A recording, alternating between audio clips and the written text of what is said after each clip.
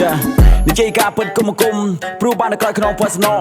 ប្រចិត្តទៅលេងខ្លាំងដាច់ប្រាំងចូលច្រកសម្ដីវាស្រាសាកំទាន់អាលហ៊ានក្អកភ្នំពេញ City ហ្គេងអ្នកលេងញ៉ាំបាកម្មវិធីញ៉ាំបាកម្មវិធីគេមិនទាន់ច្បាស់ដល់បើចង់ប៉ាមីចង់ស៊ីកាស៊ីណូឬក៏ចង់ស៊ីឃ្លីចង់ស៊ីអីក៏មកសាធ្វើខ្ញុំមកកើតទៅផ្អាផ្លូវថ្មីដែលខ្ចីពួកវាចិត្តទៅហ៊ានភ្នែកស្លើដូចក្មេងបាភៀនជុំមកលេងឌៀមដានក៏សម្ដីតែខ្ញុំមួយនេះមិនដែលព្រឺនិយាយត្រង់ការពិតមកឲ្យសួយ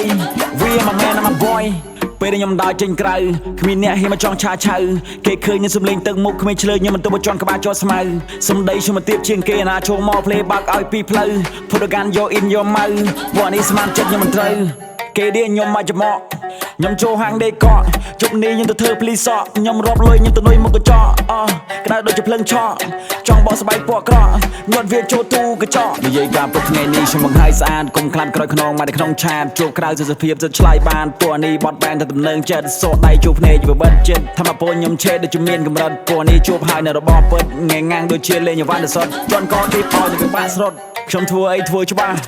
កម្មនមរាជចូលក្រាអ្នកណាក៏ចង់មកប៉ះប៉ះពលឲ្យគិតច្បាស់សេរីក្មេងឬក៏សេរីចាស់